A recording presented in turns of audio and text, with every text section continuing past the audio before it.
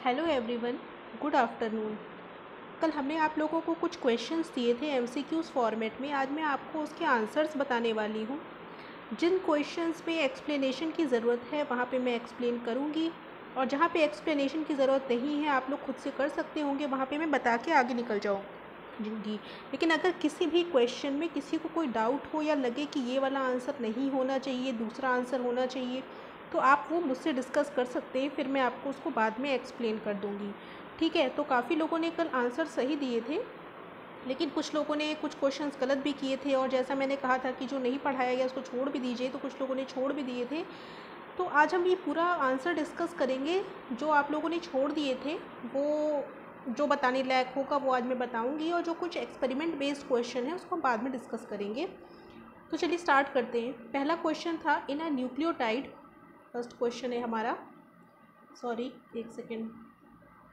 First question, in a nucleotide the nitrogen base is joint to a sugar molecule by, इसका आंसर हो जाएगा glycosidic bond.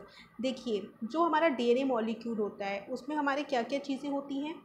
Base, sugar और phosphate group. ठीक है। तो बेस, जो नाइट्रोजन बेस होता है वो शुगर से जुड़ा होता है ग्लाइकोसिटिक बॉन्ड के हेल्प से। बेस और शुगर के बीच में हमारी क्या होता है? ग्लाइकोसिटिक बॉन्ड होता है। ठीक है। उसके बाद क्या होता है हमारा? एक फॉस्फोडाइस्टर बॉन्ड भी होता है। फॉस्फोडाइस्टर बॉन्ड कहाँ पे बनता है? हमारे दो न्यूक्लियोटाइड के बीच में बनता है। दो न्यूक्लियोटाइड को जब हम आपस में ऐड करते हैं तो फॉस्फोडाइस्टर बॉन्ड के थ्रू वो आपस में जुड़े रहते हैं। ठीक है। और हाइड्रोजन बॉन्ड दो बेसेस के बीच में होते हैं, मतलब दो बेसेस जैसे ए और टी, जी और सी आपस में हाइड्रोजन बॉन्ड के थ्रू एक दूसरे से कनेक्टेड रहते हैं। मतलब अगर आपको आए कि बेसिस के बीच में कौन सा, दो बेसिस के बीच में कौन सा बॉन्ड होता है, तो आप लगाएंगे हाइड्रोजन बॉन्ड।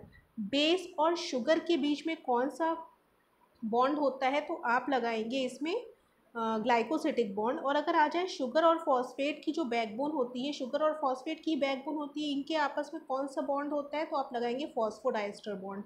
ठीक है। मतलब base sugar glycosidic bond, sugar phosphate phosphodiester bond, और केवल बेसिस के बीच में हाइड्रोजन बॉन्ड होता है। इसको आप क्लियर कर लीजिए। ठीक है। चलिए नेक्स्ट क्वेश्चन देखते हैं। If a double-stranded DNA has 20% thymine, the percentage of guanine in the DNA कितना होगा? ठीक है। अगर देखिए 20% थाइमीन है, तो हमें डीएनए के बारे में हम पढ़ते आ रहे हैं कि डीएनए में क्या होता है, एटीजीसी बेसिस होते हैं, और जितने ए होते हैं, एक सेकेंड, जितने ए होते हैं उतने ही क्या होते हैं, टी होते हैं। ठीक है। इन दोनों का रेशियो बराबर होता है, और जितने जी होते हैं उतने ही सी होते हैं। मतलब ए और टी बराबर होंगे, जी और सी बराबर होंगे। ठीक है। तो अगर इसमें थाइमिन दिया हुआ है 20%, तो एडेनिन भी 20% हो जाएगा। ठीक है ना। एडेनिन और थाइमिन दोनों मिलाकर 20-20% हो जाएंगे, मतलब 40% हो जाएंगे। मतलब ग्वानिन और साइटोसिन कितना बचा? 100 में से हम 40 माइनस कर देंगे, तो ग्वानिन और साइटोसिन कितने बचेंगे? 60%। लेकिन अगर ग्वानिन और साइटोसिन दोनों नहीं पूछा है आपसे, एक पूछा है, ग्वानिन का रेशियो पूछा है, तो ये दोनों आपस में क्या है? 60% है। किसी एक को निकालेंगे तो वो 30% हो जाएगा, तो इसका आंसर हो जाएगा ए 30%।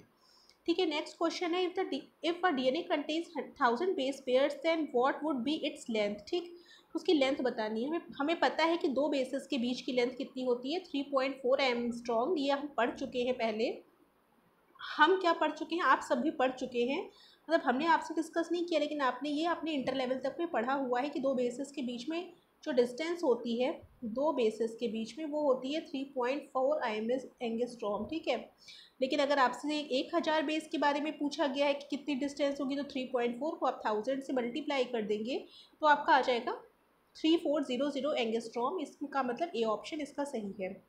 उसके बाद नेक्स्ट क्वेश्चन पूछा गया है कि इसमें से कौन सा, एक सेकेंड, इसमें से कौन सा प्रोकैरियोटिक डीएनए के बारे में सही नहीं है, नॉट ट्रू फॉर डीएनए। अच्छा, क्वेश्चन जब आपके एग्जाम में आएंगे तो आप इस बात का ज़रूर ध्यान रखिएगा कि उसमें नॉट तो नहीं पूछा गया है।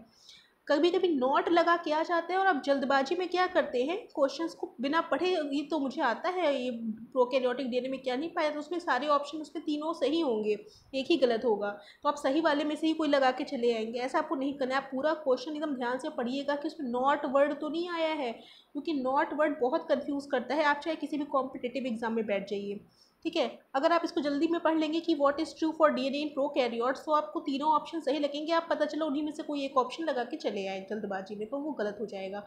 इसमें पूछा है not true for DNA in prokaryotes, तो इसमें क्या हो जाएगा, हमें पता है कि प्रोकैरियोटिक डीएनए में हिस्टोन नाम की कोई चीज़ होती ही नहीं है। ठीक है, उसका डीएनए बहुत पैकेज्ड फॉर्म में नहीं होता, वो न्यूक्लियोइड के फॉर्म में होता है। तो इसमें डी वाला ऑप्शन गलत हो जाएगा, क्योंकि हिस्टोन केवल यूकैरियोटिक डीएनए में पाया जाता है, प्रोकैरियोट्स में नहीं पाया जाता है। ठीक है, तो ये आपका फोर्थ का डी ऑप्शन सही हो जाएगा। नेक्स्ट क्वेश्चन है pick the right difference between DNA and RNA, तो इसमें आपका हो जाएगा शुगर एंड पिरिमिडीन्स। क्यों? क्योंकि डीएनए और आरएनए में डिफरेंस क्या होता है, बेसिस का डिफरेंस होता है। बेसिस कौन से, थाइमिन की जगह उसमें आरएनए में यूरेसिल होता है, तो थाइमिन की जगह यूरेसिल होने का क्या मतलब है, हमारे देखिए प्यूरिन्स होते हैं ए और जी, और पिरिमिडीन्स क्या होते हैं सी टी यू। तो एक तरह से पिरिमिडीन्स में ही तो डिफरेंस है, और शुगर में भी डिफरेंस है, क्योंकि जो डीएनए होता है उसमें डीऑक्सीराइबोज शुगर पाई जाती है, आरएनए में राइबोज शुगर पाई जाती है। तो केवल शुगर और पिरिमिडीन्स में डिफरेंस होता है, प्यूरिन्स में, दोनों प्यूरिन्स तो एक ही जैसे होते हैं ना, ए और जी तो दोनों में ही पाए जाते हैं। तो ये आपका हो जाएगा फिफ्थ का डी ऑप्शन। बहुत ज़्यादा इस पर टाइम वेस्ट ना करते हुए नेक्स्ट क्वेश्चन पे बढ़ते हैं हम। सिक्स्थ वाला क्वेश्चन देखिए आपका, ये ग्रिफिथ के एक्सपेरिमेंट पे बेस्ड है। इसके लिए तब पूरा ग्रिफिथ का एक्सपेरिमेंट अच्छे से नहीं पढ़ेंगे, आपको ये समझ में नहीं आएगा, तो हम इसको ग्रिफिथ का एक्सपेरिमेंट, अगर हमें टाइम मिलता है तो हम इसको एक्सप्लेन करने के बाद ये आपको समझाएंगे, और आप खुद से भी ग्रिफिथ का एक्सपेरिमेंट पढ़ सकते हैं। आपकी एनसीईआरटी 12th की एनसीईआरटी में दिया हुआ है, लेकिन अगर फिर भी नहीं समझ में आ रहा तो मैं आपको बाद में एक्सप्लेन कर दूंगी। इसको क्वेश्चन को अभी छोड़ देते हैं, आगे बढ़ते हैं। अब आया है next question, Hershey and Chase experiment में जो प्रूव किया गया कि डीएनए एज जेनेटिक मटेरियल है, वो किस प्रिंसिपल पे बेस्ड था। देखिए ये क्वेश्चन भी आपको हमने हार्शी एंड चेज का एक्सपेरिमेंट नहीं पढ़ाया है, लेकिन आपको इतना थोड़ा बहुत याद आ रहा होगा कि हार्शी और चेज के एक्सपेरिमेंट में बैक्टीरियोफेज का यूज़ किया गया था डिलीवर करने के लिए फॉस्फेट और शुगर का जो होता है ना, मतलब डीएनए को लेबल करने के बाद बैक्टीरियोफेज की मदद से ही भेजा गया था। ठीक है, ऑर्गेनिज्म के अंदर। तो जहाँ भी बैक्टीरियोफेज का यूज़ हो जाता है उस प्रोसेस को हम ट्रांसडक्शन कहते हैं। ठीक है, ट्रांसडक्शन जो हमने पिछले सेमेस्टर में पढ़ा भी है, जहाँ पे बैक्टीरियोफेज आ गया या वायरस आ गया, तो उसको उसकी मदद से जो हम डीएनए का ट्रांसफ़र करते हैं, जो कि हार्शी एंड चेज ने किया था अपने एक्सपेरिमेंट में, वो ट्रांसडक्शन कहलाएगा। तो इसको आप, इसमें कुछ आपको ऐसा ज़्यादा समझना है नहीं, क्योंकि ट्रांसफॉर्मेशन तो है नहीं। ट्रांसफॉर्मेशन में तो अपना खुद ही पिक कर लेता है सराउंडिंग से डीएनए, कोई भी जो सेल होती है।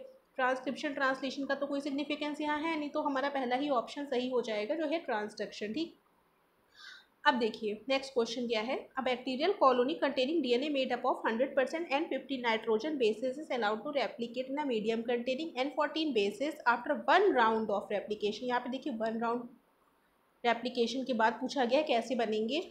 तो आपको हमने ये पढ़ाया भी हुआ है, सेमी कंजर्वेटिव रेप्लिकेशन वीडियो आपने देखा होगा, उसमें किस तरीके से क्या हो रहा था कि जब पहली जनरेशन आएगी तो पहले आपका देखिए N15 मीडिया में ग्रो कर रहा था, एक ही जनरेशन तक उसको N14 में ग्रो किया गया, तो जो एक तो पेरेंटल स्ट्रैंड बनेगा, एक नया स्ट्रैंड बन जाएगा।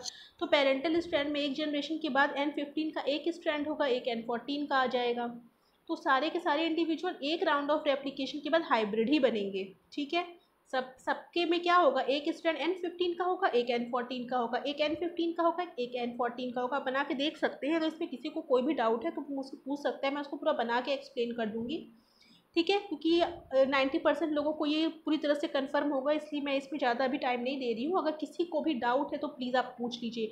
और एक चीज़ आप ध्यान रखिए, जितना मैं बता रही हूँ क्वेश्चंस, आप उतने क्वेश्चन अगर सीरियसली कर लेते हैं तो आपके 90+ एग्जाम में आएंगे, आपको कोई नहीं रोक सकता 90+ से ज़्यादा सिक्योर करने, मतलब आपको 90% से ज़्यादा मिलेंगे ही मिलेंगे, इस बात के लिए आप बिल्कुल निश्चिंत हो जाइए। लेकिन आपको एक एक क्वेश्चन उसके लिए मेरे बताए हुए आपको अच्छे से क्लियर करने होंगे। ठीक है, नेक्स्ट क्वेश्चन देखिए, टैमिनिज्म। टैमिनिज्म क्या होता है, टैमिनिज्म होता है एक तरह से रिवर्स ट्रांसक्रिप्शन को हम टैमिनिज्म भी कहते हैं। ये आपका थोड़ा सा अलग टाइप का क्वेश्चन, लेकिन फिर भी मैं यहाँ पे एक्सप्लेन कर दे रही हूँ कि रिवर्स ट्रांसक्रिप्शन को टैमिनिज्म कहते हैं। और यहाँ पे ऐसा कोई भी डेफिनेशन नहीं दिया हुआ है कि रिवर्स ट्रांसक्रिप्शन टाइप का, तो हम इसको क्या कह सकते हैं कि सेंट्रल डोगमा का रिवर्स है। क्योंकि देखिए रिवर्स ट्रांसक्रिप्शन जो होता है वो ट्रांसक्रिप्शन का उल्टा होता है, और सेंट्रल डोगमा क्या होता है, जिस सेंट्रल डोगमा में आपका क्या होता है, डीएनए से आरएनए बनता है। ठीक है, डीएनए से आरएनए बनता है, आरएनए से प्रोटीन बनता है। ठीक है, लेकिन अगर आपका उल्टा होने लग जाए, आरएनए से डीएनए बनने लग जाए, तो ये आपका रिवर्स ट्रांसक्रिप्शन हो जाएगा। और ये सेंट्रल डोगमा तो यही होता है हमारा। लेकिन अगर सेंट्रल डोग्मा का रिवर्स हो जा रहा है, मतलब आरएनए से डीएनए बन रहा है, तो वो रिवर्स ट्रांसक्रिप्शन या उसको टेमिनिज्म कहते हैं। ये आपको ध्यान में रखना होगा, ये आप याद कर लीजिए, लिख लीजिएगा। ये हो गया। अब सिस्ट्रॉन क्या होता है? सिस्ट्रॉन देखिए होती है functional unit of DNA molecule that codes for a particular gene product. Cistron एक फंक्शनल यूनिट होती है जो एक पर्टिकुलर जीन प्रोडक्ट को कोड करती है। अच्छा, मैं एक चीज़ और बता दे रही हूँ, जैसे कि कोई भी एक्सप्लेनेटरी क्वेश्चन आता है अगर, ठीक है, जैसे सिस्ट्रॉन के बारे में ये एक्सप्लेन किया हुआ है कि या क्या ये कोडिंग सीक्वेंस होता है, क्या ये इंटरवेनिंग नॉन कोडिंग सीक्वेंस होता है, ये जो आपके चारों ऑप्शन दिए हुए हैं। तो जब भी कोई चीज़ किसी चीज़ के बारे में पूछा जाए, एक्सप्लेनेशन, सिस्ट्रॉन के बारे में एक्सप्लेनेशन पूछा गया यहाँ पे, तो एक्सप्लेनेशन हमेशा बड़ा होता है, थोड़ा सा, मतलब थोड़ा सा डिटेल में होता है, थोड़ा सा उसकी लेंथ बड़ी होती है। तो जहाँ भी एक्सप्लेनेटरी क्वेश्चन होगा वहाँ पे आप देख लीजिएगा सबसे बड़ा ऑप्शन होगा, इसकी जिस ऑप्शन की लेंथ सबसे ज़्यादा होगी वही सही होता है, ठीक है। ये एक्सप्लेनेटरी है, इसे पूरा एक्सप्लेन किया गया है सेकेंड में। हमेशा देखिए ये सही नहीं होता, लेकिन आपके 90% केसेस में ऐसे, आप अगर आपको कुछ भी नहीं आ रहा है, क्वेश्चन के बारे में कुछ भी समझ में नहीं आ रहा है, तो आप जो एक्सप्लेनेटरी क्वेश्चन अगर वो है तो उसमें सबसे बड़ा जो ऑप्शन है, लेंदी ऑप्शन, उसको आप टिक करके चले आइए। 90% केसेस में वो आपका सही होगा। वैसे भी आपको आ तो रहा नहीं है तो आपको करना तो है ही, अगर कोई क्वेश्चन ऐसा है तो, ठीक है। ऐसा नहीं होना चाहिए कि आपको आ रहा है कोई क्वेश्चन और उसमें भी लेंदी क्वेश्चन, भले ही वो गलत है तो आप करके चले आए, ऐसा नहीं करिएगा आप। मुझे लग रहा है आप मेरी बात समझ गए होंगे कि मैं क्या कहना चाह रही हूँ, तो उसी हिसाब से आपको क्वेश्चन करने हैं। नेक्स्ट क्वेश्चन देखिए हमारे ह्यूमन जीनोम प्रोजेक्ट से है, जिसके बारे में हमें नहीं पढ़ना है, हमारे कोर्स में नहीं है, तो 11th क्वेश्चन को हम स्किप कर दे रहे हैं, लेकिन 11th क्वेश्चन का बी ऑप्शन सही है, क्योंकि किसी भी जीन की जो एवरेज लेंथ होती है वो 30,000 बेस पेयर नहीं होती है। एक जीन मुश्किल से 1000 बेस पेयर के आसपास होता है, उससे कम हो सकता है, 1200 हो सकता है, लेकिन 30,000 बेस पेयर किसी भी जीन की लेंथ नहीं होती है, ठीक है। तो ये तो हमारे पूरे डीएनए में जीन की टोटल लेंथ हो जाएगी, जितने भी जीन प्रेजेंट हैं ए टू जेड, सबकी कॉमन, सबकी क्यूम्यूलेटिव या टोटल लेंथ को 30,000 बेस पेयर कह सकते हैं। लेकिन एक average gene consist of 30,000 base pair, ये बिल्कुल गलत है, इसमें इनकरेक्ट स्टेटमेंट पूछा गया है, तो यही वाला इनकरेक्ट स्टेटमेंट हो जाएगा। इसके बाद 12th question, the coding sequence found in split genes are called. सबको पता है एक्सॉन्स पे कोई हमें अलग से एक्सप्लेन करने की ज़रूरत नहीं है, इंट्रॉन्स हमारे नॉन कोडिंग सीक्वेंसेस होते हैं, ठीक है। सिस्ट्रॉन फंक्शनल यूनिट होती है जीन की, और ओपेरॉन हमारे प्रोकैरियोट्स में पाए जाते हैं, स्प्लिट जीन्स का वहाँ पे कोई कॉन्सेप्ट ही नहीं है, ठीक है। अब देखिए नेक्स्ट क्वेश्चन 13th है, the removal of which enzyme affect the synthesis of HNRNA in eukaryotes. अब देखिए अब कोई भी RNA आ जाए अलग से, जैसे HNRNA आ जाए, SNRNA आ जाए, कोई भी अलग से RNA आ जाए यूकैरियोटिक सिस्टम में अगर बात की जाए तो, और पूछा जाए कि इसको कोड कौन करता है, तो सारे के सारे जो अलग टाइप के RNA होते हैं उनको कोड करने का काम RNA पॉलीमरेज 2 करता है मेजॉरिटी केसेस में। इसमें भी कुछ एक्सेप्शंस हैं, तो आप 100% ट्रू मत मानिए, लेकिन HNRNA SNRNA सबको हमारा RNA पॉलीमरेज 2 कोड करता है, ठीक। सिकल सेल एनीमिया क्यों होता है? क्योंकि हमारी ग्लूटामिक एसिड की जगह वैलिन आ जाता है, ठीक है। और कौन सी पॉलीपेप्टाइड चेन में? बीटा पॉलीपेप्टाइड चेन में। सिकल सेल एनीमिया के बारे में भी नहीं पूछा जाएगा, लेकिन एक क्वेश्चन यहाँ बीच में था तो इसको हमने सॉल्व कर लिया है, एक बार आप लोग देख लीजिएगा। बीटा पॉलीपेप्टाइड चेन होती है, उसी में चेंज होता है, ठीक है। तो ये बहुत इसका सिग्निफिकेंस नहीं है, सिकल सेल एनीमिया आपके कोर्स में भी नहीं है, तो इसको आप स्किप कर सकते हैं। उसके बाद वॉबल पोजीशन क्या होती है? वॉबल आपको पता है कि थर्ड जो कोडॉन का जो थर्ड बेस होता है उसमें ऑल्ट्रेशन होता है, तो हमारे क्या होते हैं, अमीनो एसिड चेंज हो जाते हैं। जैसे कुछ अमीनो एसिड क्या होते हैं, मान लीजिए एलेनिन, हम एक एग्जांपल दे रहे हैं, हम परफेक्ट, हम आपको जेनेटिक कोड उठा के नहीं बता रहे हैं। इसका मतलब क्या होता है? वॉबल पोजीशन का मतलब थर्ड पोजीशन जो कि चेंज हो जाती है। जैसे मान लीजिए AUG है, AUG मिथियोनिन को कोड करता है, लेकिन अगर हम मान लीजिए AUC ले ले तो वो मिथियोनिन को कोड नहीं करेगा, क्योंकि थर्ड बेस चेंज हो गया है यहाँ पर, ठीक है। ये एग्जाम्पल मैं लेके बता रही हूँ। AU तो सेम है, लेकिन तीसरा बेस चेंज होने की वजह से अमाइनो एसिड चेंज हो जा रहा है, तो यही हमारा क्या है? वॉबल पोजीशन हो गई। मतलब तीसरा बेस अगर चेंज हो गया है तो अमीनो एसिड चेंज हो सकता है, ठीक है, हो सकता है। कभी कभी क्या होता है, तीसरा बेस चेंज हो जाता है तो भी अमाइनो एसिड चेंज नहीं होता। कुछ कंडीशन में क्या होता है, एक ही अमाइनो एसिड कई सारे कोडॉन के द्वारा कोड किया जाता है, ठीक है, जिसको आपने पढ़ा हुआ है, डीजेनरेसी। लेकिन वॉबल का मतलब ये है कि तीसरी जो पोजीशन है कोडॉन की वो ऑल्टर कर रही है, तीसरा जो बेस है वो ऑल्टर कर रहा है, ठीक है, ये आप याद कर लीजिए। अब देखिए पेप्टाइडल ट्रांसफरेज के बारे में। पेप्टाइडल ट्रांसफरेज एक एंजाइम है जो पेप्टाइड बॉन्ड बनाता है और राइबोसोम का ही कंपोनेंट होता है, ये भी सही बात है। उसमें 23S RNA होता है, सब कुछ सही है इसमें।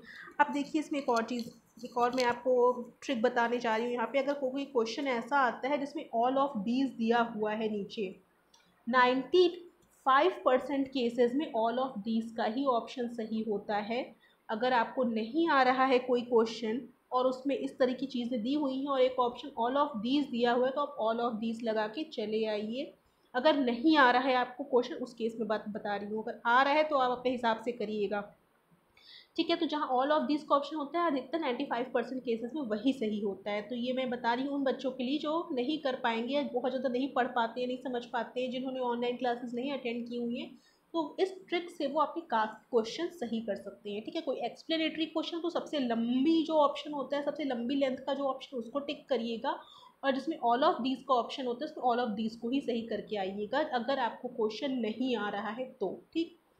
17th क्वेश्चन देखिए, which mRNA will be translated to a polypeptide chain containing 8 amino acid. अब देखिए अगर आप इसको देखेंगे तो इसमें आपको जो ऑप्शन बी है, इसमें 8 अमाइनो एसिड के बाद UGA स्टॉप कोडॉन आ जा रहा है, और एक अमाइनो एसिड को कोड करने के लिए 3 कोडॉन्स होने चाहिए। तो अगर आप काउंट करेंगे तो बी ऑप्शन सही आएगा। अगर इसमें किसी को कोई दिक्कत है या डाउट है तो वो मुझसे बाद में पूछ सकता है, ये बहुत ईजी है, आप इसको कर सकते हैं।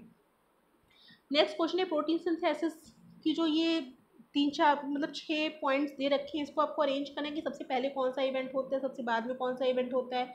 आई थिंक ये भी आप लोग कर चुके होंगे। इसमें डी ऑप्शन सही है, कि किसी और को कोई दिक्कत है तो मुझसे इसमें पूछ सकता है। इसमें बहुत ईजी है, इसलिए मैं इसको बहुत ज़्यादा एक्सप्लेन नहीं कर रही हूँ। आपको पूरा प्रोटीन सिंथेसिस मैंने पढ़ाया हुआ है, जिसने अच्छे से पढ़ा होगा वो एक बार में इसने कर लिया होगा, ठीक है। डी ऑप्शन सही है, इसका मैच कर लीजिएगा अपने आंसर्स के साथ। 19th क्वेश्चन देखिए, इसमें से आपको करेक्ट ऑप्शन चूज करना था लैकोपिरॉन के केस में। तो लैकोपिरॉन के केस में हमारे जीन क्या क्या होते हैं, ZYA, ठीक है, ZYA, ठीक। तो इसमें जो Z वाला होता है बीटा गैलेक्टोसाइडेज को कोड करता है, ठीक है। उसके बाद क्या होता है हमारा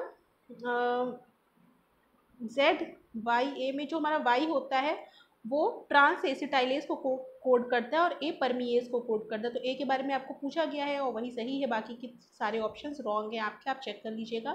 ए वाला परमीएज को कोड करता है, वही ऑप्शन इसमें सही है, ठीक है। नेक्स्ट क्वेश्चन है कि ह्यूमन जीनोम का कितना % पार्ट प्रोटीन बनाता है। तो इसमें <2%। वैसे तो कहीं कहीं <1% भी लिखा होता है, लेकिन जो ऑप्शन आपको दिए हुए हैं उसके हिसाब से यहाँ पे आपको <2% लगाना पड़ेगा, क्योंकि बाकी के तो बिल्कुल ही गलत हैं। उसके बाद 21st वाला है, देखिए आपको हो सकता है जब हम मैच द फॉलोइंग जब आ जाए तो आपको काफ़ी चीज़ें नहीं आती हो, लेकिन आपको जो चीज़ें पता होंगी उसको आप मैच करके देख लीजिए और उसके हिसाब से ऑप्शन सेलेक्ट कर लीजिए। कुछ ना कुछ आपको लगेगा कि हाँ यही सही है। तो अब देखिए इसमें आपको PCR पता है, PCR क्या होता है, DNA एम्प्लीफिकेशन, तो आप इसको मैच कर सकते हैं।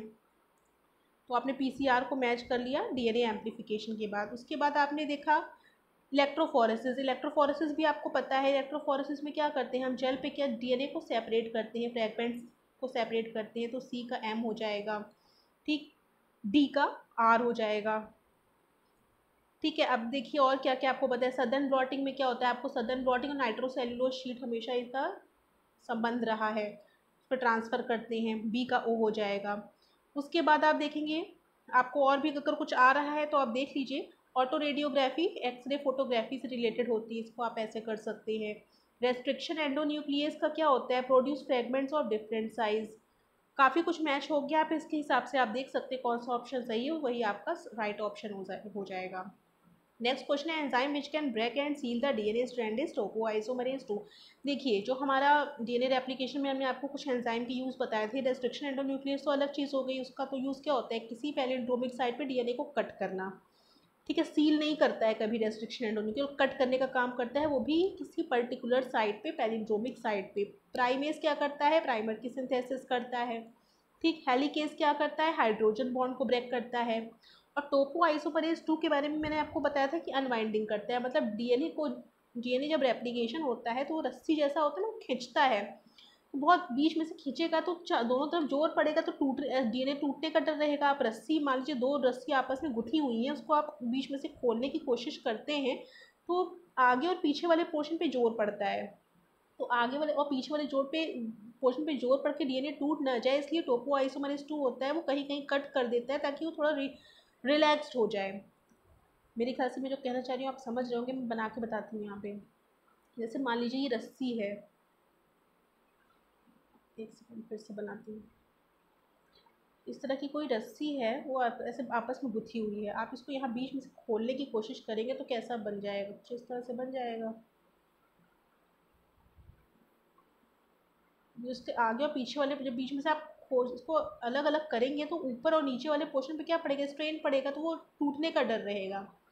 उसमें क्या करता है टोपो आइसोमरेज, यहाँ के बेस में कट कर देता है, यहाँ के बेस में कट कर देता है, तो थोड़ा सा रिलैक्स हो जाता है, ये टूटेगा नहीं। तो वही है, टोपो आइसोमरेज अनबाइंडिंग करता है या डीएनए को टूटने से बचाता है ड्यूरिंग रेप्लिकेशन। वो ब्रेक करता है और सील कर देता है डीएनए स्ट्रैंड को दोबारा से, ताकि बहुत ज़्यादा उस पर जोर ना पड़े, वो टूटे ना। उसके बाद 23 क्वेश्चन में देखिए, अगर आपको इतना पता है कि डीएनए फिंगरप्रिंटिंग किसने खोजा, तो आपको उसमें और कुछ करने की ज़रूरत ही नहीं है।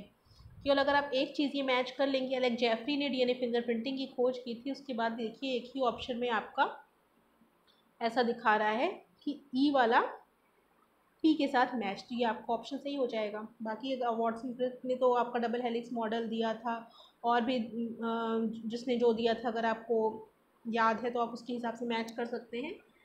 ठीक है, इसको देख लीजिएगा कि साइंटिस्ट ने क्या किया था। ये मैच वाला का ऑप्शन जो करेक्ट है, इसके हिसाब से आप इसको पढ़ सकते हैं, याद कर सकते हैं। ठीक, नेक्स्ट क्वेश्चन देखते हैं। Which of this statement gives below is correct with respect to frame shift mutation. देखिए, फ्रेम शिफ्ट म्यूटेशन में क्या होता है कि बीच में से एक न्यूक्लियोटाइड हट जाता है। जब एक न्यूक्लियोटाइड डिलीट हो जाता है या एक न्यूक्लियोटाइड ऐड हो जाता है, तो पूरा फ्रेम शिफ्ट हो जाता है। फ्रेम शिफ्ट का मतलब ये होता है कि पूरा फ्रेम जो हमारा 3 कोडॉन का था, बीच में से एक चला गया, तो आगे वाले के साथ पेयरिंग करने लग जाएगा। ठीक है, यही होता है फ्रेम शिफ्ट म्यूटेशन। एक डिलीट हो गया या एक ऐड हो जाएगा, तो पूरा रीडिंग फ्रेम चेंज हो जाएगा जो 3 ट्रिपलेट के फॉर्म में था। ठीक है, तो यही हमारा लिखा हुआ है कि इंसर्शन और deletion of a number of nucleotide, frame shift mutation की बात हो रही है। यहाँ फ्रेम शिफ्ट म्यूटेशन की बात हो रही है, एक सेकेंड। तो फ्रेम शिफ्ट म्यूटेशन में इंसर्शन या डिलीशन होता है किसी एक न्यूक्लियोटाइड का, तो उससे क्या होता है, DNA sequence that is not divisible by 3। क्योंकि अब मान लीजिए डीएनए का कोडॉन्स थे, मान लीजिए आपके 15 बेसिस लगे हुए थे, तो 15 बेसिस अपने आप पेयरिंग कर लेंगे 3 3 की। ठीक है, कितनी पेयरिंग हो जाएंगी, 5, अगर आपको 5 पेयरिंग 15 बेसिस की हो जाएंगी, अगर 3 3 की पेयरिंग आप करते हैं। लेकिन बीच में से अगर आपने एक कोडॉन हटा दिया तो आपके 14 बचे, तो अब 14 क्या होगा, 3 से मल्टीप्लाई नहीं हो पाएगा। तो वही इसमें लिखा हुआ है कि फ्रेम शिफ्ट म्यूटेशन में एक ये अगर ऐड हो जाता है न्यूक्लियोटाइड या एक डिलीट हो जाता है, तो पूरे कोडॉन का सीक्वेंस चेंज हो जाता है। शिफ्ट फ्रेम शिफ्ट म्यूटेशन इसको कहते हैं, पूरा फ्रेम शिफ्ट हो जाता है और उस टाइम पे वो 3 से डिविजिबल नहीं रहता। ठीक है, तो यही आपका डी ऑप्शन। और देखिए लंबा भी है, एक्सप्लेटरी है ना, लंबा है, सबसे लंबा वही है।